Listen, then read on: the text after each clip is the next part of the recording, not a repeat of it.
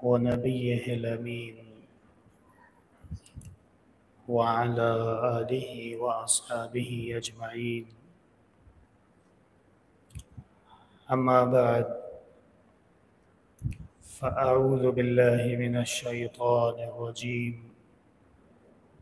بسم الله الرحمن الرحيم. إن الله لا يغفر أن يشرك به ويغفر ما دون ذلك لمن يشاء ومن يشرك بالله فقد ضل ضلالا بعيدا. إن يدعون من دونه إلا إناثا وإن يدعون إلا شيطانا مريدا لعنه الله وقال لأتخذن من عبادك نصيبا مفروضا. سورۃ النساء آیت نمبر 116، 117 اور 118 میں نے آپ حضرات کے سامنے تلاوت کی ہے، اور یہ سورۃ النساء کا 18واں رکوع ہے۔ اس رکوع میں اللہ وحدہ لا شریک نے شرک اور شرک کی سزا، شرک کرنے والوں کا جرم اور اس جرم کے اوپر جاری ہونے والی اللہ تعالیٰ کی طرف سے عاقبت، یہ تمام تفصیل اس رکوع میں اللہ تعالیٰ نے بیان فرمائی ہے۔ اس سے گزشتہ رکوع میں آپ حضرات دیکھ چکے ہیں کہ اللہ تعالیٰ نے جو احکام نازل فرمائے اس میں رد بلیغ تھا یہود پہ اور نصرانیوں پہ۔ وہ یہود جو عزیر کو اللہ کا بیٹا کہتے تھے اور وہ نصرانی جو عیسیٰ کو اللہ کا بیٹا کہتے تھے، دونوں پہ رد بلیغ ہو چکا ہے۔ ایک تیسرا مخاطب جو اہل کتاب میں سے نہیں تھے لیکن کافر ضرور تھے، وہ مشرکین تھے۔ اس لیے قرآن کریم میں اب اہل کتاب سے ہٹ کر مشرکین کے لیے کچھ خاص احکام نازل فرمائے ہیں اور عقوبات نازل فرمائی ہیں، اور مسلمانوں کو ایک اللہ کی عبادت پہ استقامت کے ساتھ ڈٹے رہنے کی تلقین اس رکوع میں موجود ہے۔ پہلی آیت ہے ان اللہ لا یغفر ان یشرک بہ ویغفر ما دون ذلک لمن یشاء ومن یشرک باللہ فقد ضل ضلالا بعیدا۔ اللہ تعالیٰ نہیں بخشتے شرک کرنے والے کو، اور شرک کے علاوہ جتنے بھی گناہ ہیں اللہ تعالیٰ جس کے لیے چاہیں بخشش فرما دیتے ہیں، اور جس کسی نے اللہ کے ساتھ شریک ٹھہرایا فقد ضل ضلالا بعیدا، یقیناً وہ بہت دور کی گمراہی میں جا پڑا ہے۔ یہ آیت سورۃ النساء میں اس سے پہلے بھی گزری ہے۔ یہ آیت نمبر 116 ہے اور وہ آیت نمبر 48 تھی، 48۔ دونوں آیتوں کی ابتدا ایک جیسی ہے لیکن انتہا میں فرق ہے۔ وہاں پہ اللہ تعالیٰ نے فرمایا وَمَن يُشْرِكْ بِاللَّهِ فَقَدِ افْتَرَىٰ إِثْمًا عَظِيمًا، جس کسی نے اللہ تعالیٰ کے ساتھ شرک کیا اس نے بہت بڑا گناہ گھڑ لیا ہے، اور یہاں پہ فرمایا فَقَدْ ضَلَّ ضَلَالًا بَعِيدًا، جس کسی نے اللہ کے ساتھ شریک ٹھہرایا ہے بہت دور کی گمراہی میں جا کے گر گیا ہے۔ علماء کرام نے تفصیل فرمائی ہے کہ جو آیت نمبر 48 ہے وہ آئی ہے اہل کتاب کے بارے میں، اور اہل کتاب ان کے پاس آسمانی کتاب پہلے سے موجود تھی، اور یہ سوال ہی پیدا نہیں ہوتا کہ پیغمبر آ چکے ہوں اور آسمانی کتاب موجود ہو اور وہ کہیں کہ ہم تو گمراہ رہ گئے تھے، اس لیے وہاں پہ اللہ نے فرمایا فقد افطرا، وہ افطرا ہے، بہتان عظیم ہے۔ اور یہی سب سے بڑا قصور ہے یہود اور نصرانیوں کا کہ وہ حق جانتے ہیں۔ الذین آتیناہم الکتاب یعرفونہ کما یعرفون ابناءہم، اے پیغمبر یہ آپ کو ایسا جانتے ہیں جیسے یہ اپنے بیٹوں کو جانتے ہیں۔ اتنا ان کو یقین ہے کہ آپ صلی اللہ علیہ وسلم سچے ہیں، آخری رسول ہیں، اللہ کے نبی ہیں، آپ پہ کتاب نازل ہو چکی ہے، لیکن ماننے کے لیے تیار نہیں تھے۔ اس لیے فرمایا فقد افطرا اسما عظیما، ان لوگوں نے بہتان گھڑا ہے اور بہت بڑا بہتان انہوں نے گھڑا ہے۔ جبکہ مشرکین کے پاس کتاب بھی نہیں تھی اور مشرکین کے پاس رسول بھی نہیں تھے اور نبی بھی نہیں تھے، اس لیے یہ واقعی گمراہ ہو چکے تھے۔ قرآن نے کہا جو تم شرک کر رہے ہو یہ بوجہ گمراہی کے ہے، اور وہ جو شرک کر رہے ہیں اس کی وجہ ضد ہے۔ یہ وہ فرق لطیف ہے جو علماء کرام نے اس آیت کے ذیل میں بیان کیا ہے۔ اللہ تعالیٰ نے فرمایا ان اللہ لا یغفر ان یشرک بہ، اللہ تعالیٰ نہیں بخشش فرماتے اس کی جو اللہ کے ساتھ شریک ٹھہراتا ہے۔ کیا مطلب ہے؟ علماء کرام فرماتے ہیں کہ اللہ کی ذات میں کسی کو شریک کرنا یہ بھی شرک ہے، اللہ کے اسماء میں کسی کو شریک کرنا یہ بھی شرک ہے، اور اللہ کی صفات میں کسی کو شریک کرنا یہ بھی شرک ہے۔ یہی وجہ ہے کہ علماء کرام نے اس میں تفصیل بیان کی ہے۔ فرماتے ہیں کہ ابتدائی طور پہ شرک کی دو قسمیں ہیں، ایک ہوتا ہے شرک عملی اور ایک ہوتا ہے شرک اعتقادی۔ فلاں درگاہ والا بیٹا دے گا اور فلاں قبر والا نوکری دے گا، یہ ہے شرک اعتقادی۔ اور خود چل کے چلے گئے، قبر پہ نیاز بھی چڑھا دیا، پھول بھی چڑھا دیے، بابے کے نام پہ نظر بھی دے دی، یہ ہے شرک عملی۔ جس طرح شرک عملی اللہ تعالیٰ کے ہاں ناقابل قبول ہے، اسی طرح شرک اعتقادی بھی اللہ تعالیٰ کے ہاں قبول نہیں ہے۔ بلکہ مفسرین نے یہاں تک لکھ دیا ہے کہ مشرکین مکہ کا اعتقاد یہ نہیں تھا کہ ہمیں بت بیٹا دے گا، نہیں وہ یہ اعتقاد رکھتے تھے کہ بت ہماری مسائل حل کرے گا یا ہمارے لیے مشکل کشا بنے گا، مانتے وہ اللہ کو ہی تھے۔ لیکن ہؤلاء شفاعؤنا عند اللہ، وہ کہتے تھے یہ سب اللہ تعالیٰ کے ہاں ہمارے سفارشی ہے، یہ سب کے سب اللہ تعالیٰ کے ہاں ہمارے طرف سے نمائندے ہیں۔ اور وہ پھر آگے کہتے تھے کہ اللہ تعالیٰ نے ڈپارٹمنٹ بانٹ دیے ہیں، جیسے ہندوؤں میں ہوتا ہے نا، یہ دولت کا خدا ہے، یہ فصل کا خدا ہے، یہ بارش کا خدا ہے، علیاذ باللہ۔ اسی طرح وہ بتوں کو تقسیم کرتے تھے کہ لات کے ذمے یہ ہے، منات کے ذمے یہ ہے، مشلل کے ذمے یہ ہے، اصاف کے ذمے یہ ہے، یہ ساری ڈیوٹیاں انہوں نے تقسیم کر دی تھی۔ اس لیے اللہ تعالیٰ نے اس کا بھی رد فرما دیا کہ جو جس طریقے سے تم اللہ تعالیٰ سے مانگ رہے ہو یہ طریقہ اللہ تعالیٰ کے ہاں قابل قبول نہیں ہے۔ پھر جو لوگ شرک عملی کے مرتکب ہوتے تھے ان میں بھی پھر کچھ قسمیں تھیں، مشرکین بالجن، مشرکین بالملائکہ، مشرکین بالکواکب، مشرکین بالعباد الصالحین۔ مشرکین بالجن جو جنات کی عبادت کرتے تھے، اور وہ ایسی قوتیں جو نظر نہیں آتی، مخفی ہیں، لطیف ہیں، ان کو ہر چیز میں مشکل کشا مانتے تھے، ان کو ہر چیز میں حاجت روا مانتے تھے، ان کو ہر چیز میں کارساز مانتے تھے۔ اسلام نے فیصلہ کر دیا کہ یہ بھی مشرک ہے۔ مشرکین بالکواکب، ستارے کی نقل و حرکت پہ نظر رکھنا اور پھر جو ستارہ عروج پہ ہے اس کی عبادت کرنا، اور جو ستارہ زوال پہ ہے اس سے ہٹ جانا، یہ مشرک بھی ہوتے ہیں اور نجومی بھی ہوتے ہیں۔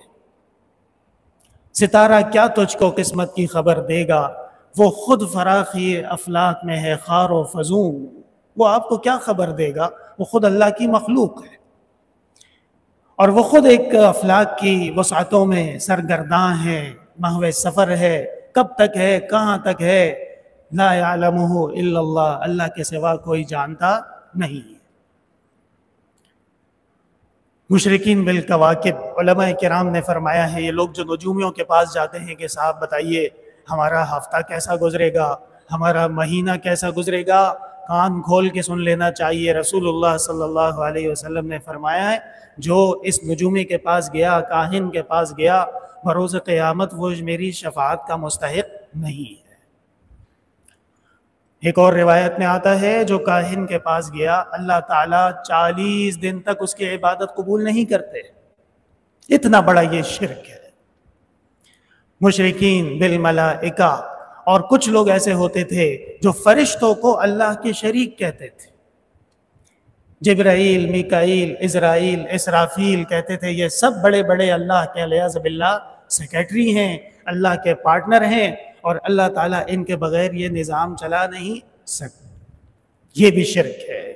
اور اسی کے اوپر آپ قیاس کرتے جائیے، کوئی فرشتہ ہو، کوئی جن ہو، کوئی بزرگ ہو، کوئی غیبی قوت ہو، کوئی ڈریگن ہو، کسی قسم کی کوئی مورتی ہو، سب ایک ہی زمرے میں۔ اور مشرکین بالعباد الصالحین، وہ لوگ جو نیک لوگوں کو وسیلہ بنا کر، نیک لوگوں کو ذریعہ بنا کر، بہانہ بنا کر اللہ کے ساتھ شریک ٹھہراتے ہیں۔ یہ وہ قسم ہے جو ہم سمجھتے ہیں کہ آج بھی ایک بڑے پیمانے پہ موجود ہے۔ غوث اعظم کشتی نکال دیتے ہیں دریائے جہلم سے۔ کیسے نکال دیتے ہیں بھائی؟ غوث اعظم تو اللہ کے بندے ہیں۔ اور اس کے علاوہ نہ جانے خرافات کی کہانیاں بھری پڑی ہیں، اور تفصیلات فتنہ ہر جگہ قدم قدم پہ موجود ہے۔ آج کل تو وہ لطیفے ان کے مشہور ہیں، آپ جہاں چاہیں انٹرنیٹ کھول لیں، چند لمحات میں آپ کے سامنے آ جائیں گے، اور وہ دین نہیں ہے، وہ لطیفے ہیں۔ کون سا دین ہے جس پہ لوگ ہنستے ہوں؟ کون سا دین ہے جو بغیر دلیل کے ہو؟ کون سا دین ہے؟ جناب رسول اللہ صلی اللہ علیہ وسلم اس لیے آئے تھے کہ آپ اپنی خوراک کر دیں، کوئی نہ سر ہے، نہ پیر ہے، نہ کوئی دلیل ہے، اور بس بابا کہہ رہا ہے تو سب سن رہے ہیں اور سب مان رہے ہیں۔ نہ، وَإِنَّ اللَّهَ رَبِّي وَرَبُّكُمْ فَاعْبُدُوهُ، ایک اللہ کی عبادت کرنی ہے۔ جو شخص بھی آپ کو ایک اللہ کی توحید سے ہٹا رہا ہے یہ فتنہ ہے۔ اپنے ایمان کی حفاظت کیجئے۔ یہ دنیا بہت مختصر ہے، یہ عمر بہت چھوٹی ہے، گزر جائے گی، کب ختم ہو جائے گی پتہ نہیں۔ ایک وقت آنے والا ہے، سوال ہوگا اللہ کے ساتھ کسی کو شریک تو نہیں ٹھہرایا ہے۔ اور قرآن کریم کہتا ہے ان اللہ لا یغفر ان یشرک بہ، اللہ تعالیٰ مغفرت نہیں فرمائیں گے جس نے شرک کیا ہو۔ سوال یہ ہے کہ مشرک نے شرک کتنے سال کیا ہے؟ 60 سال، 80 سال، 100 سال؟ اس کی سزا ہمیشہ کے لیے مل رہی ہے، کیا یہ ذاتی نہیں ہے؟ سوال بنتا ہے کہ مشرک نے زندگی محدود تھی اور محدود زندگی میں اس نے شرک کیا ہے، تو یہ کون سا انصاف ہے کہ قرآن کہتا ہے کہ مغفرت نہیں ہوگی؟ اور مغفرت نہ ہونے کا مطلب کیا ہے؟ قرآن کریم نے دوسرے مقامات پہ تفصیل بیان کر دی ہے، خالدین فیہا ابدا، وہ ہمیشہ ہمیشہ کے لیے جہنم میں رہیں گے۔ علماء کرام فرماتے ہیں کہ اصل بات یہ ہے کہ یہ تو مر گیا نا، اپنی مرضی سے تھوڑی مرا ہے۔ یہ 1000 سال جیتا تو یہ مشرک تھا، اور یہ 2000 سال سیدھا تو اس کو ایمان اور اسلام لانے کا کوئی ارادہ نہیں تھا۔ سزا اس بات کی ہے کہ یہ تو ہمارے حکم سے تم مر گئے اور ہمارے پاس آ گئے۔ اگر جیتے حضرت نوح علیہ السلام نے 1000 سال تک اپنی قوم کو تبلیغ کی، ایسے بدبخت بھی ان میں تھے جو بات نہیں سنتے تھے۔ تو اس لیے قرآن کریم عدل و انصاف کی کتاب ہے، اور قرآن کریم نے زبردست سزا ان کے لیے تجویز کر دی ہے جو اپنے ذوم میں، اپنی نیت میں، اپنے ارادوں میں قرآن کریم کا منکر ہے، اگر وہ مر بھی جائے جان چھوٹنی نہیں ہے۔ اب تو گھبرا کے کہتے ہیں کہ مر جائیں گے، اور مر کے بھی چین نہ آیا تو کہاں جائیں گے؟ بات یہ ہے۔ اس لیے قرآن کریم کہتا ہے وَيَغْفِرُ مَا دُونَ ذَلِكَ لِمَن يَشَاءُ، اور اس کے علاوہ اللہ تعالیٰ جسے چاہیں اس کی بخشش کر دیں گے۔ مفسرین فرماتے ہیں کہ جو بھی گناہ ہوئے ہیں اس آیت میں جس کا ذکر ہے وہ 3 ہیں۔ نمبر 1 شرک، یہ گناہ کبیرہ ہے، ایسا گناہ ہے جس کی مغفرت قرآن کی روح سے نہیں ہے۔ حضرت ابراہیم علیہ السلام نے دعا کی، اللہ تعالیٰ نے تنبیہ کر دی ابراہیم کافر کے لیے دعا کر رہے ہو، رسول اللہ صلی اللہ علیہ وسلم نے خواہش کا اظہار کیا، اللہ تعالیٰ نے تنبیہ فرما دی، انک لا تہدی من احببت، حضرت محبت یہ بخشش کا معیار نہیں ہے، رشتہ داریاں بخشش کا معیار نہیں ہے۔ حضرت لوط علیہ السلام کی بیگم وہ منکرہ تھی، فرعون کی بیگم وہ مومنہ تھی، حضرت نوح کا بیٹا کنعان کافر، اور ابو جہل کی اولادوں میں صحابہ ہوئے ہیں، مسلمان ہوئے ہیں، بڑی بات۔ تو اس لیے جو معیار حق ہے وہ توحید ہے، وہ کسی کی رشتہ داری، کسی کے ساتھ اچھا تعلق ہونا۔ جیسے یہود کہتے تھے نحن ابناء اللہ و احباؤ، ہم تو اللہ کے بیٹے ہیں اور ہم اللہ کے لیے VIPs ہیں۔ یہ ظالم جو کر رہے ہیں، کسی صورت میں نہ انسانیت کا ان کے اندر کوئی شرم و حیا ہے، نہ اخلاق ہے، نہ شریعت ہے، نہ مینرز ہیں، نہ ان کے لیے کوئی اس قسم کے دنیا کا اصول ہے، کوئی چیز نہیں۔ کیوں؟ اس لیے کہ وہ اپنے آپ کو چوزن ونس کہتے ہیں، ہم خصوصی لوگ ہیں، اور آپ اور ہم تو علیاذ باللہ بندر کے بچے ہیں۔ وہ بندر کا بچہ ہے، ہم بندر کے بچے نہیں ہیں۔ ہم حضرت آدم علیہ السلام کی اولاد ہیں، اور ہمارے درمیان میں حضرت آدم کے سرتاج اور آپ کی اولاد میں سید الانبیاء والمرسلین تشریف لا چکے ہیں۔ یا ایھا الذین آمنوا علیکم انفسکم لا یضرکم من ضل اذا اہتدیتم، اے ایمان والو جب ایک دفعہ قرآن و حدیث آ گیا اب گمراہ ہونے کی تمہیں اجازت نہیں۔ اس لیے فرمایا جو سب سے بڑا گناہ ہے وہ شرک۔ میں نے آپ کے سامنے ذکر کر دیا، شرک عملی، شرک اعتقادی، مشرکین بالجن، بالکواکب، بالعباد الصالحین، بالملائکہ، یہ تمام قسم کے شرک کسی نہ کسی صورت میں علیاذ باللہ آج بھی موجود ہیں، اور انہی کو یہ آواز حق دی جا رہی ہے۔ قرآن انہی کو خطاب کر رہا ہے کہ یہ چھوڑ دیجیے۔ دوسرا شرک ہے، دوسرا گناہ ہے حقوق اللہ میں کمی۔ نماز نہیں پڑھی، روزہ نہیں رکھا، حج فرض تھا حج پہ نہیں گئے، زکوٰۃ نہیں دے دی، اس کے بارے میں علماء کرام فرماتے ہیں اگر مرنے سے پہلے توبہ کر لی اور اللہ سے گناہوں کی معافی فرما لی تو اللہ تعالیٰ کی رحمتیں بہت عظیم ہیں، اللہ کا کرم بہت عظیم ہے، اللہ تعالیٰ جسے چاہیں اس پہ کرم کر دیں۔ اور تیسرا جو گناہ ہے وہ ہے جس میں حقوق العباد ہوتے ہیں، اس کی مغفرت مشروط ہے معافی کے ساتھ۔ اگر کسی کا حق مارا ہے تو پوری امت متفق ہے کہ پہلے اس حق کی ادائیگی ضروری ہے یا معافی ضروری ہے۔ یہاں تک کہ شہید کے بارے میں حدیث میں آیا ہے کہ شہید کے تمام گناہ اللہ تعالیٰ ایک لمحے بصر میں معاف کر دیتے ہیں، لیکن قرضے کی معافی نہیں ہے۔ یہ تین کیٹیگریز ہو گئی۔ ایک تو سب سے بڑی کیٹیگری اعاذنا اللہ منہ وایاکم، وہ کفر ہے۔ اور اتنی بڑی سزا کیوں ہے کفر کی؟ اس لیے کہ اللہ کی ذات اتنی بڑی ہے، تو ہوتا کون ہے اللہ کے سامنے کسی اور کو پوچھنے والا؟ جس خدا نے تمہیں پیدا کیا پانی کے قطرے سے، جس خدا نے تمہیں انسان بنایا، جس خدا نے تمہیں مرد بنایا، عورت بنایا، جس خدا نے تمہیں عقل اور حس اور شعور دیا، اور جس خدا نے تمہیں دین اور اسلام کی تعلیم تمہارے سامنے پہنچا دی، تم مانے نہیں، تو اس کی سزا پھر یہی ہے۔ اللہ سے بڑھ کے اس کائنات میں کوئی ذات نہیں، اس لیے شرک کی سزا بھی اتنی عظیم ہے۔ ان یدعون من دونہ الا اناثا، نہیں پکارتے مگر عورتوں کو۔ فرشتوں کی عبادت کرتے تھے، کہتے تھے یہ سب اللہ کی بیٹیاں ہیں۔ لات اور منات اور عزا، یہ سب عورتوں کے نام تھے، اور کہتے تھے یہ سب علیاذ باللہ عورتیں ہیں اور یہ اللہ کی شریکائیں ہیں۔ حضرت عائشہ رضی اللہ تعالی عنہا کے مصحف میں ان یدعون من دونہ الا اناثا کے آگے لکھا تھا اوثان وثن کی جمع ہے، اور وثن کہتے ہیں مورتی کو، بت کو۔ حضرت والی صاحب رحمۃ اللہ علیہ اس کی تفسیر میں فکر مند رہتے تھے، پھر ایک دن فرمایا کہ اللہ تعالیٰ نے ذہن میں تفسیر ڈال دی، اور اس کی تفسیر یہی ہے جو حضرت عائشہ نے فرمائی تھی کہ ان کے سارے بت وہ عورتوں کے نام پہ منسوب ہوتے تھے، اس لیے قرآن کریم نے کہا کہ یہ تو عورتوں کو پکار رہے ہیں اور خواتین کو پکار رہے ہیں، اور کہتے ہیں کہ یہ ساری دنیا آسمان و زمین کے مالک کی عورتیں ہیں۔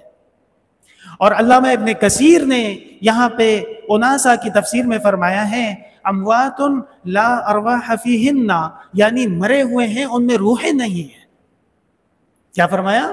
مرے ہوئے ہیں، لا ارواح فیہن، ان میں ارواح نہیں ہے۔ حضرت والد صاحب رحمۃ اللہ علیہ نے یہاں پہ تفسیر فرما دی کہ ارواح کا نہ ہونا یہ مورتی کی شکل میں ضروری نہیں ہے، یہ لاش کی شکل میں بھی ہو سکتا ہے، یہ قبر کی شکل میں بھی ہو سکتا ہے، یہ درگاہ کی شکل میں بھی ہو سکتا ہے، یہ کسی کے جو ہے نا نظر و نیاز کی شکل میں بھی ممکن ہے۔ تو بات وہی ہے، ان یدعون من دونہ الا اناثا، یہ اللہ کو جا پکارنا چاہیے، اللہ نہ مرد ہے نہ عورت ہے، لم یلد ولم یولد ولم یکن لہ کفوا احد، اس لیے اللہ کی شان میں یہ جو تم لوگ باتیں کر رہے ہو معبودان باطلہ کے بارے میں، یہ جائز نہیں۔ ان یدعون من دونہ الا اناثا، نہیں پکارتے مگر عورتوں کو پکارتے ہیں۔ وَإِن يَدْعُونَ إِلَّا شَيْطَانًا مَرِيدًا، اور نہیں پکارتے مگر شیطان کو جو کہ مرید ہے، جو کہ مردود ہے، جو کہ سرکش ہے۔ ایک بڑے پیر صاحب تھے، کسی نے ان سے کہا ماشاءاللہ آپ کے پیر، آپ کے مرید بہت زیادہ ہیں۔ پیر صاحب سے کہا آپ کے مرید بہت زیادہ ہیں، تو انہوں نے جواب دیا مرید تو کوئی نہیں ہے، مرید بہت ہے، یہ وہ مرید ہے۔ مرید کہتے ہیں سرکش کو، بات نہ ماننے والے کو۔ شیطان نے سرکشی کی، ہمیشہ کے لیے بدبخت ہو چکا ہے۔ تو ان یدعون من دونہ الا اناثا، نہیں پکارتے مگر عورتوں کو پکارتے ہیں۔ تو سوال یہ ہے، کچھ لوگ آپ سے کہیں گے کہ غوث اعظم تو عورت نہیں ہے، بابا فرید تو عورت نہیں ہے، لاہور والے داتا صاحب عورت نہیں ہے، خواجہ نظام الدین اولیاء عورت نہیں ہے، اس لیے اس سے مراد ہم نہیں ہیں، اس سے مراد تو کوئی اور ہے۔ اس کا جو جواب ہے وہ روح المعانی، علامہ آلوسی بغدادی، بہت بڑے مفسر حنفیہ کے گزرے ہیں، جو اس شخص بھی تفسیر کرنا چاہتا ہو تو روح المعانی سے استفادہ اس کے لیے ضروری ہے۔ وہاں پہ ہے کہ اللہ تعالی حق ہیں، وَإِنَّمَا يَدْعُونَ مِن دُونِهِ هُوَ الْبَاطِلُ، اور اس کے علاوہ یہ جتنوں کو پکارتے ہیں یہ سب کے سب باطل ہیں۔ سوال یہ ہے کہ یہود عزیر کو پکارتے تھے، کیا عزیر علیہ السلام باطل ہیں؟ نصرانی عیسیٰ کو پکارتے تھے، تو کیا حضرت عیسیٰ علیہ السلام باطل ہے؟ نہیں۔ علامہ آلوسی بغدادی نے یہاں پہ تفصیل فرمائی ہے کہ وہ معہود تصور جو انہوں نے ان کے بارے میں قائم کیا ہے وہ باطل ہے، وہ شخصیت باطل نہیں ہے۔ مسئلہ حل ہو گیا۔ کیسے ہو گیا؟ کہ شخصیتوں کا قصور نہیں ہے کہ آپ کہیں کہ وہ دیکھو جی گستاخ کو دیکھو، غوث اعظم کی شان میں گستاخی کر رہا ہے، تو تم اپنی شکل دیکھو اور غوث اعظم کو دیکھو۔ غوث اعظم موحد تھے، غوث اعظم توحید کے بہت بڑی داعی تھے، ان کو غوث کہنا جائز نہیں ہے، یہ بات سمجھ لیجئے۔ عوام میں مشہور ہے اس لیے میں کہہ رہا ہوں، غوث کسے کہتے ہیں؟ مدد کو کہتے ہیں۔ غوث اعظم مطلب بڑی مدد اللہ کرتا ہے، کوئی اور نہیں کرتا ہے۔ تو یہ بات یاد رکھیے گا، ان اللہ هو الحق، اللہ تعالیٰ حق ہیں، وَإِنَّمَا يَدْعُونَ مِن دُونِهِ هُوَ الْبَاطِلُ، اور اللہ کے سوا یہ جس کو بھی پکارتے ہیں وہ تصور باطل ہے، وہ طریقہ باطل ہے، وہ عقیدہ باطل ہے، وہ شخصیت باطل نہیں ہے۔ مسئلہ حل ہو چکا ہے۔ اللہ تعالیٰ نے فرمایا وَإِن يَدْعُونَ إِلَّا شَيْطَانًا مَرِيدًا، اور یہ پکارتے ہیں شیطان کو جو کہ سرکش ہے، لعنہ اللہ، اور اللہ نے اس پہ لعنت کی ہے۔ شیطان مردود، ہمیشہ سب سے بڑی لعنت جس پہ برس رہی ہے وہ شیطان منحوس ہے۔ وَقَالَ لَأَتَّخِذَنَّكَ، یاد رکھیے گا جب اللہ کسی کے پر لعنت فرمائے تو اس کا ترجمہ ہوتا ہے نظر رحمت سے دوری۔ اللہ تعالیٰ ایسی لعنت نہیں کرتے جیسے ہم اور آپ والعیاذ باللہ کسی پہ کر دیں۔ نظر رحمت سے دوری، اللہ کے فضل سے دوری، مغفرت سے دوری، شفاعت سے دوری، جنت سے دوری، یہ سب لعنت۔ اس لیے وقال لأتخذن، اور شیطان نے یہ کہا کہ ضرور بس ضرور میں لے لوں گا من عبادک، آپ کے بندوں میں سے، نصیبا مفروضا، ایک بڑا حصہ، ایک بڑی جماعت، ایک بڑے لوگوں کو، گروہ کو میں گمراہ کروں گا۔ یہ اللہ کو منظور تھا۔ وَلَأُضِلَّنَّهُمْ، اور میں ان کو امیدیں دلاؤں گا یا میں ان کو گمراہ کرتا رہوں گا۔ وَلَآمُرَنَّهُمْ، اور میں وَلَأُمَنِّيَنَّهُمْ، اور میں ان کو امیدیں دلاتا رہوں۔ کیا امیدیں دلاتا رہوں؟ کہ چلو اللہ کے سوا کسی اور کو سجدہ کر لو، کیا فرق پڑتا ہے؟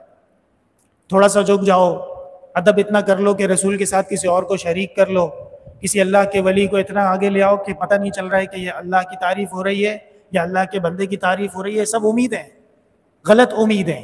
اور انسان کس لیے یہ سب کرتا ہے؟ اپنے معاملات کو سیدھا کرنے کے لیے، اپنا الو سیدھا کرنے کے لیے، اور کیا چیز. ہمارے پاس لوگ آ جاتے ہیں، جی ایسا وظیفہ دے دیجئے کہ بس یہ میرا فلاں کام بھی خراب ہوا ہے، یہ بھی ٹھیک کر دو، یہ بھی صحیح کر دو، شادی کا مسئلہ ہے وہ بھی کر دو، نوکری بھی نہیں ہے. ارے بھائی، صحابہ کرام نے تو رسول اللہ صلی اللہ علیہ وسلم سے کبھی نہیں کہا کہ حضرت ایسا وظیفہ دے دیجئے ایک دن میں ہی سارے مسئلے حل ہو جائیں. کیا آپ ہمیں روزانہ تقریریں کرتے ہیں؟ صحابہ کا وظیفہ کیا تھا؟ اتباع سنت. صحابہ کا وظیفہ نماز، قرآن کریم کی تلاوت، اللہ کا ذکر، بوقت ضرورت دین پہ خرچ کرنا، بوقت ضرورت اپنی جان حاضر کرنا جہاد کے لیے. یہ اعمال آپ شروع کر دیں، خدا کی قسم آپ دیکھیے اللہ تعالیٰ کیسے قدم قدم پہ آپ کی مدد کرتے ہیں. کہ ہم لوگ کیا ہے کہ جی کوئی مختصر سا عمل بتا دیجئے اور وہ ہم پڑھ لیں اور بس اس کے بعد سارے معاملہ ٹھیک ہو جائے. نہ، وَاعْبُدْ رَبَّكَ حَتَّى يَأْتِيَكَ الْيَقِينُ. اے انسان، اپنے رب کی عبادت جاری رکھنی ہے جب تک کہ آپ کے اندر زندگی موجود ہے. وَلَآمُرَنَّهُمْ، اور میں ان کو کہوں گا، ان کو سکھلاؤں گا. فَلَيُبَتِّكُنَّ آذَانَ الْأَنْعَامِ، بس یہ مویشیوں کے کان کاٹیں گے. مشرکین کا بد عقیدہ، جانور کا کان کاٹ دیتے اور بولتے تھے یہ جنات کی نظر ہو گئی. کیا ہو گئی؟ جنات کی نظر. یہ بد عقیدہ، جنات سے ڈرنا. اور جب کسی شہر میں جاتے تھے تو آواز دیتے تھے اے فلاں جن میری مدد کرنا، اے فلاں جن مجھے چور سے محفوظ رکھنا، اے فلاں جن مجھے ڈاکو سے محفوظ رکھنا. یہ جنات سے مدد مانگنا، یہ سب بد عقیدے شیطان نے ان کو سکھا دیے تھے، کیونکہ شیطان خود جنات کا ایک فرد ہے. کان من الجن ففسق عن امر ربہ وَلَيُبَتِّكُنَّ آذَانَ الْأَنْعَامِ، بس یہ کاٹیں گے کان مویشیوں کے. اب آپ بتائیے کہ اگر مویشی کا کان جو اللہ نے خلق کے اوپر پیدا کیا، ذرا آیت کو دیکھیے کیا کہتا ہے. وَلَآمُرَنَّهُمْ، اور میں ضرور بے ضرور ان کو سکھلا دوں گا، بتا دوں گا، کہہ دوں گا. فَلَيُغَيِّرُنَّ خَلْقَ اللَّهِ، بس یہ اللہ کی تخلیق کو بدل دیں گے. کیا کر دیں گے؟ بدل دیں گے. اللہ کی تخلیق بدلنا جانور کا کان کاٹ کر جائز نہیں ہے، تو کیا مرد کی داڑھی منڈانا جائز ہے؟ یہ سوال میں کر رہا ہوں، جواب آپ اس کا ڈھونڈ لیجئے. یہ بات بنتی ہے. ہمارے سب بھائی ہیں، سب کی عزت احترام سر آنکھوں پہ، لیکن جو حق کی بات ہے وہ کرنی پڑے گی. اور وہ یہ ہے کہ اللہ کی خلقت کے اندر تغیر پیدا کرنا، یہ بات تو شیطان کی تعلیم ہے، یہ بات اللہ تعالیٰ کی طرف سے نہیں ہے، خواہ وہ مرد ہو یا عورت ہو. اب کہہ نہیں سکتے عجیب سا زمانہ آ گیا ہے اور فتنے اور عجیب عجیب معاملات سامنے آ رہے ہیں. بہت بڑے مولوی صاحب نے بال لگوا لی ہیں. ارے بھائی کیا ضرورت تھی؟ بہرحال یہ ایک لمحہ فکریہ ہے، ہمارے نزدیک یہ کام جائز نہیں ہے. حضرت والد صاحب رحمۃ اللہ علیہ ببانگ دوحل فتویٰ دے چکے ہیں. اپنے جسم کی بالی کیوں نہ ہو، کیا ضرورت ہے بھائی؟ آپ کون سا ایسا جو ہے نا آپ کو فیشن شو میں جانا ہے، کون سا آپ کو کیٹ واک کرنی ہے کہ آپ جو ہے نا ذرا سی کمی ہو جائے گی تو لوگ بولیں گے کہ نہیں جی یہ تو فیل ہو گیا نا. اس لیے وَلَيُغَيِّرُنَّ خَلْقَ اللَّهِ، اللہ کی خلقت میں رد و بدل کی اجازت نہیں ہے. ہاں، اس لیے کہ وہ کہتے ہیں کہ جی فتویٰ موجود ہے کہ بال لگانے کی اجازت ہے، تو کیا کوئی غلط فتویٰ دے دے، کیا آپ اس غلط فتوے پہ چلیں گے؟ بات سیدھی ہے. شیطان نے ان لوگوں سے کہا کہ کان کاٹو. اب کیا کرتے ہیں؟ کالا بکرا ہونا چاہیے. کان تو نہیں کاٹتے لیکن اس کے اوپر رنگ لگا دیتے ہیں کہ جی یہ دربار کی نظر ہے. او سامنے چلے جائے پنجروں میں مرغی نما بکرے موجود ہیں، اور جی یہ بکرا دے دو، اس کو ذبح کر دیں گے اور یہ ہو جائے گا وہ ہو جائے گا. بات یہ ہے کہ ذبیحہ عبادت ہے. چلیں اچھا ہوا موقع آ گیا تو بات سن لیجئے، انشاءاللہ پھر بات مختصر کرتے ہیں. ہمارے محترم مولانا طارق مسعود صاحب نے کہا ہے کہ ذبیحہ عبادت نہیں ہے. میں ان کے خدمت میں عرض کرنا چاہتا ہوں کہ حضرت آپ کے پاس کوئی اس بات کی دلیل ہے؟ کیونکہ اللہ تعالیٰ نے قرآن میں فرمایا ہے فَصَلِّ لِرَبِّكَ وَانْحَرْ، اے پیغمبر نماز بھی پڑھیے اور نحر بھی کیجیے. ٹھیک ہے نا؟ بات سمجھنے کی 2 منٹ آپ کے چاہیے. فَصَلِّ لِرَبِّكَ وَانْحَرْ، نماز پڑھیے اور نحر کیجیے. کیا ہر نماز فرض ہوتی ہے؟ نہیں. 5 نمازیں فرض ہیں، اس کے علاوہ سنتیں، اس کے بعد نوافل ہیں، اس کے بعد مستحبات ہیں. اگر کسی نے یہ کہا کہ صرف فرض نماز کو میں نماز مانتا ہوں، اس کے علاوہ نماز ہی نہیں ہے، تو کیا وہ قول صحیح ہے؟ خلاف سنت. خلاف دین، خلاف شرع. تو اس کے بعد جو ذبیحہ کا حکم ہے، رسول اللہ صلی اللہ علیہ وسلم جو ذبیحہ فرماتے تھے اس کے بھی درجات ہوتے تھے. قربانی کا ذبیحہ تو فرض ہے، حج کا ذبیحہ تو فرض ہے، عقیقے کا ذبیحہ سنت ہے، تو چلتے جاؤ نا، مستحب بھی ہے، نفل بھی ہے. اس سے آپ کو کیا تکلیف ہے کہ قربانی میں تو جانور کا ذبح کرنا بالکل ٹھیک ہے، لیکن کہتے ہیں کہ ویسے بکرے کی جان چھوڑ دو، اس کو ذبح نہ کرو. کیوں ذبح نہ کرو بھائی؟ آپ کون ہوتے ہو یہ کہنے والے؟ اللہ تعالیٰ قرآن میں کہتے ہیں فَصَلِّ لِرَبِّكَ وَانْحَرْ، اے پیغمبر تم نماز پڑھو اور اللہ کے نام پہ ذبیحہ کرتے رہا کرو. ہاں ان کو چاہیے مفتی صاحب کو وہ وضاحت کر دیں کہ بابوں کے نام پہ ذبیح ہے، یہ جائز نہیں ہے. درباروں کی نظر و نیاز اور غیر اللہ کے نام پہ نظر و نیاز یہ جائز نہیں ہے. مفتی صاحب آپ نے سب کو ایک لاٹھی سے ہنکا دیا، یہ بات ٹھیک نہیں ہے، بلکہ آپ کو وضاحت کرنی چاہیے اور آپ کو تھوڑی توجہ دینی چاہیے. آپ ایسے مسائل بیان کیوں کر رہے ہیں کہ جس کے بعد آپ کو بار بار وضاحت کی ضرورت ہے؟ شہرت ٹھیک ہے، اچھی بات ہے، اللہ تعالیٰ ان کے مقام میں مزید اضافہ کرے، لیکن حضرت جی ذرا ہلکا ہاتھ رکھیے. بات یہ ہے فَصَلِّ لِرَبِّكَ وَانْحَرْ، اور نماز پڑھو اور نحر کیا کرو. جیسے نماز کے اندر درجات ہیں، نحر میں بھی درجات ہیں. ان اللہ یأمرکم ان تذبحوا بقرہ. ایک ہندو نے مسلمان سے کہا نا کہ تم اور ہم ایک جیسے ہیں، اس لیے کہ ہم بھی گائے کی عبادت کرتے ہیں اور قرآن میں دوسری سورت کا نام بھی سورہ بقرہ ہے. تو جواب یہی ہے کہ بھائی تم تو گائے کا پیشاب پیتے ہو اور ہمیں اللہ نے کہا اس کو ذبح کرو. فرق یہ ہے. بات سمجھ میں آ گئی ہوگی امید ہے. فَلَيُغَيِّرُنَّ خَلْقَ اللَّهِ، بس یہ جب شیطان کی باتوں میں آ جائیں گے تو یہ اللہ کی تخلیق کو بدل دیں گے. لڑکا نکل آتا ہے جی، خاص طور پہ یورپ امریکہ کے جو ہمارے نوجوان ہیں اللہ حفاظت فرمائے، اچانک صبح کہہ دیتا ہے کہ ابا اماں غور سے سن لو، میں آج سے لڑکا نہیں ہوں، میں لڑکی ہوں. مجھے خود ایک ہمارے ساتھی کا فون آیا اور وہ زارو قطار رو رہا تھا کہ بھائی میرا بچہ اسکول سے آیا اور وہ کہتا ہے کہ یہ لڑکا لڑکی کیا ہوتا ہے، میری مرضی، میں کبھی لڑکا بنوں گا اور کبھی لڑکی بنوں گی. میں نے کہا اسی دن سے تو بزرگ ڈراتے تھے، اسی دن کے لیے تو علماء نے پاکستان کی بنیاد رکھی تھی کہ ایسی تعلیم میں یہ چلے جائیں گے کہ آپ کو پہچانیں گے بھی نہیں. اسی طرح وہ جو جسم پہ ٹیٹوز بناتے ہیں، یہ فَلَيُغَيِّرُنَّ خَلْقَ اللَّهِ کے ذیل میں ہے، یہ بات جائز نہیں ہے. خواتین کے لیے بھی لمحہ فکریہ ہے. بہت سی خواتین کو جیسے اعمال کر جاتی ہیں جو ان کی خلقت کی مناسب نہیں ہوتا. علماء نے کہا یہ بات ٹھیک نہیں ہے. وَمَن يَتَّخِذِ الشَّيْطَانَ، اور جس کسی نے شیطان کو بنا لیا کیا ولیًا اپنا دوست، من دون اللہ، اللہ کو چھوڑ کر، فقد خسر خسرانا مبینا، بہت بڑے نقصان میں وہ پڑ چکا ہے. یعدہم، ان کو تیار کرتا ہے، وعدے کرتا ہے ان سے کہ جی پریشان نہ ہو، ایک دن یہ سارے مسلمان ختم ہو جائیں گے، انشاءاللہ کبھی نہیں ہوں گے. ہاں یہود کو شیطان کہتا ہے کہ مارو ان کو، تھوڑے سے رہ گئے اور بم مارو شاید ختم ہو جائے. الحمدللہ رہے الفت میں گو ہم پر بہت مشکل مقام آئے، نہ ہم نے راستہ بدلا نہ ہم منزل سے باز آئے. بات یہ ہے. تو شیطان بڑی لمبی لمبی امید ہے، جی بڑا بینک بیلنس ہونا چاہیے، کم از کم 10 پلاٹ ہونے چاہیے، یہ ہونا چاہیے، وہ ہونا چاہیے. یہ ساری دنیا کی لمبی لمبی امیدیں. قرآن میں کہتا ہے یعدہم، شیطان جھوٹے وعدے بھی کرتا ہے، ویمنیہم، اور ان کو بڑی بڑی امیدیں بھی دلاتا ہے. غداری کر لو، یہ کر لو، وہ کر لو. آج جو ہماری آپ کی حالت ہے یہ شیطان نے کی، اور کس نے کی ہے؟ ہم اپنے دشمن کو جانتے نہیں ہیں. قرآن کریم میں اللہ نے فرمایا ان شیطان لک عدو فاتخذوہ عدوا، شیطان تمہارا دشمن ہے، یہ جانو تو صحیح، سمجھو تو صحیح. وما یعدہم الشیطان الا غرورا، اور اے مسلمانوں شیطان کے جتنے بھی وعدے ہیں سب دھوکہ ہے، سب فضولیات ہیں، اس کی حقیقت کوئی بھی نہیں ہے. اولئک مأواہم جہنم، جس کسی نے شیطان کا ساتھ دیا ان کا ٹھکانہ جہنم ہے. ولا یجدون عنہا محیصا، اور جنت سے اور جہنم سے بھاگنے کی کوئی جگہ ان کے پاس نہیں ہے. والذین آمنوا وعملوا الصالحات، اور جن لوگوں نے نیک اعمال کیے اور جنہوں نے ایمان لایا، سندخلہم جنات تجری، ہم داخل کریں گے ان کو ایسی جنتوں میں کہ بہہ رہی ہوں گی، من تحتها الانہار، اس کی نیچے نہریں، خالدین فیہا ابدا، اور وہ اس میں رہیں گے ہمیشہ کے لیے. وعد اللہ حقا، اور اللہ تعالیٰ کا وعدہ سچا ہے. ومن اصدق من اللہ قیلا، اور اللہ سے سچا بڑا کون ہے؟ اللہ سے بڑا سچا کوئی ہے ہی نہیں، اللہ سے بڑا بات پوری کرنے والا کوئی بھی نہیں ہے. لیس بامانیکم ولا امانی اہل الکتاب، نہ تمہاری امیدوں سے کچھ ہوتا ہے نہ اہل کتاب کی امیدوں سے کچھ ہوتا ہے. کیا مطلب ہے؟ کہتے ہیں کہ ایک جگہ پہ مجلس تھی اور وہاں پہ مسلمان بھی موجود تھے اور اہل کتاب بھی موجود تھے.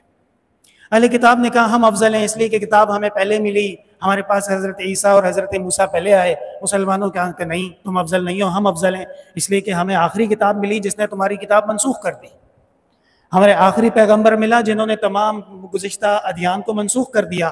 تو آیت نازل ہو گئی کہ یہ کیا ہو رہا ہے، یہ تقدیم و تاخیر کیوں شروع ہو گئی؟ من یعمل سوءا یجز بہ، قانون اللہ نے نازل کر دیا، جو برا کرے گا اس کی سزا ملے گی۔ من یعمل سوءا یجز بہ، یہودی برا کرے گا سزا ملے گی، نصرانی برا کرے گا سزا ملے گی، اور مسلمان بھی جو برا کرے گا تو سزا ملے گی۔ اسلام کا انصاف دیکھیے، اسلام کا عدل دیکھیے، فوری طور پہ آیت نازل ہو گئی۔ لیکن مسئلہ بن گیا، مسئلہ یہ بن گیا کہ مسلم شریف میں، ترمذی شریف میں، نسائی میں، مسند احمد میں حضرت ابو ہریرہ رضی اللہ تعالی عنہ سے روایت ہے کہ جب یہ آیت نازل ہوئی تو صحابہ نے رسول اللہ صلی اللہ علیہ وسلم سے کہا، اللہ کے رسول ہم تو پریشانی میں پڑ چکے ہیں، اس لیے کہ من یعمل سوءا یجز بہ، کون ایسا انسان ہے جس نے کوئی چھوٹی سی بھی بری بات نہ کی ہو، چھوٹا سا بھی برا کام نہ کیا ہو، تو ہم تو مارے گئے، پکڑ ہو جائے گی، اور اللہ کی پکڑ اگر ہو جائے تو چھوٹنے والا کوئی نہیں ہے۔ آپ صلی اللہ علیہ وسلم نے فرمایا اپنے توفیق کے مطابق عمل کرتے رہو، اور یہ جو بدلہ ہے یہ جہنم کا بدلہ ہونا ضروری نہیں ہے، بلکہ دنیا کے اندر بھی جب مسلمان پہ تکلیف آتی ہے، بیماری آتی ہے، مصیبت آتی ہے، حادثہ آتا ہے، پریشانی آتی ہے، تو اس کے بدلے اللہ تعالیٰ مسلمان کی گناہ معاف کر دیتے ہیں۔ کتنی بڑی تسلی ہے۔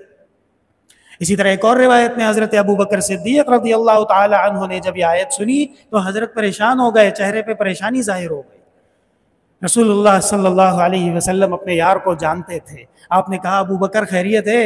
حضرت ابو بکر نے کہا حضرت یہ آیت نے پریشان کر دیا، من یعمل سوءا یجز بہ، جس کسی نے بھی چھوٹا سا برا کام کیا اس کی سزا ملے گی۔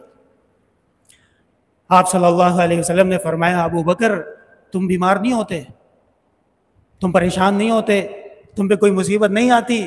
قال بلا یا رسول اللہ، حضرت نے جواب دیا جی حضرت میں تو بیمار بھی ہوتا ہوں، مصیبتیں بھی آتی ہیں۔ تو آپ نے فرمایا یہی تو اس کا بدلہ ہے نا، بس دنیا میں ہو گیا ہے۔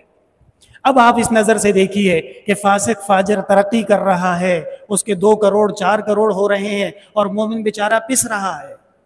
تسلی رکھیے یہ فاسق فاجر آخرت میں اس کے لیے کچھ بھی نہیں ہے، اور مومن کے لیے آخرت میں اللہ کی بڑی نعمتیں ہیں۔ اور یہی وہ فلسفہ ہے خدا کی قسم جو انسان کو انسان بناتا ہے۔ یہ جو ڈاکو ہیں، چور ہیں، رشوت خور ہیں، حرام خور ہیں، یہ سب کے سب آخرت کی امید نہیں رکھتے، ورنہ کون ہوگا جو لاکھوں کے بدلے جنت کو بیچ دے؟ کون ہوگا جو اللہ کی مغفرت کو بیچ دے؟ تو میرے محترم بھائیوں اس بات کو سمجھانے کی ضرورت۔ من یعمل سوءا یجز بہ، اگر گناہ حد سے آگے ہوگا تو آخرت میں بھی اس کی سزا ملے گی، ورنہ عام جو مسلمان سیدھا سادہ ہے، نماز پڑھ رہا ہے، اللہ کی عبادت کر رہا ہے، روزہ رکھ رہا ہے، قرآن پڑھ رہا ہے۔ امام ابو حنیفہ رحمۃ اللہ علیہ جو فرماتے تھے کہ جب آدمی وضو کرتا ہے تو مجھے اس کے ہاتھ پاؤں سے گناہ جھڑتے ہوئے نظر آتے ہیں، وہ یہ، اس لیے آخرت میں وہ گناہگار نہیں ہے۔ بات یہ ہے من یعمل سوءا یجز بہ، اور جس کسی نے بھی برا کام کیا اس کی سزا ضرور ملے گی۔ ولا یجد له من دون اللہ ولیا ولا نصیرا، اور جان لو اللہ کے سوا کارساز بھی نہیں ہے، مددگار بھی نہیں ہے۔ ومن یعمل من الصالحات من ذکر او انثى، اور جس کسی نے نیک اعمال کیے خواہ مرد ہو یا عورت ہو۔ لوگ کہتے ہیں اسلام کے اندر عورت بڑی پیچھے رہ گئی، ارے بھائی اعمال کے اندر مومن مرد کے ساتھ عورت کا ذکر ہر جگہ موجود ہے۔ کس نے کہا آپ سے کہ عورت پیچھے رہ گئی؟ اسلام میں عورت کو بیچنا جائز نہیں ہے، عورت کا احترام ضروری ہے۔ بات یہ ہے، فرمایا وَمَن يَعْمَلْ مِنَ الصَّالِحَاتِ مِن ذَكَرٍ أَوْ أُنثَىٰ وَهُوَ مُؤْمِنٌ، بشرط یہ کہ وہ مومن ہو۔ کیا ہو؟ مومن ہو، یہ شرط ہے، ایمان کے بغیر کچھ بھی نہیں ہے۔ فَأُولَٰئِكَ يَدْخُلُونَ الْجَنَّةَ، اور یہ سب کے سب جنت میں داخل ہوں گے۔ وَلَا يُظْلَمُونَ نَقِيرًا، اور کھجور کی گٹھلی میں جو لکیر ہوتی ہے اس کے برابر بھی زیادتی اللہ تعالیٰ نہیں کرتے ہیں۔ اب اگلی آیت جو ہے وہ کچھ تفصیلی ہے۔ الحمدللہ رب العالمین، لا الہ الا اللہ وحدہ لا شریک لہ، لہ الملک ولہ الحمد وهو على كل شيء قدیر۔ اللهم حلل مشکلاتنا واقض حاجاتنا وادفع عنا بلیاتنا واشف مرضانا واسمع دعواتنا انك سمیع الدعاء۔ اللهم انا نسألك العفو والعافیہ في الدنيا والآخرة۔ اللهم لا تدع لنا ذنبا الا غفرته ولا هما الا فرجته ولا حاجة الا قضيتها يا ارحم الراحمين ويا اكرم الاكرمين۔ استغفر الله ربي من كل ذنب واتوب اليه صلی اللہ تعالی علی خیر خلقہ محمد.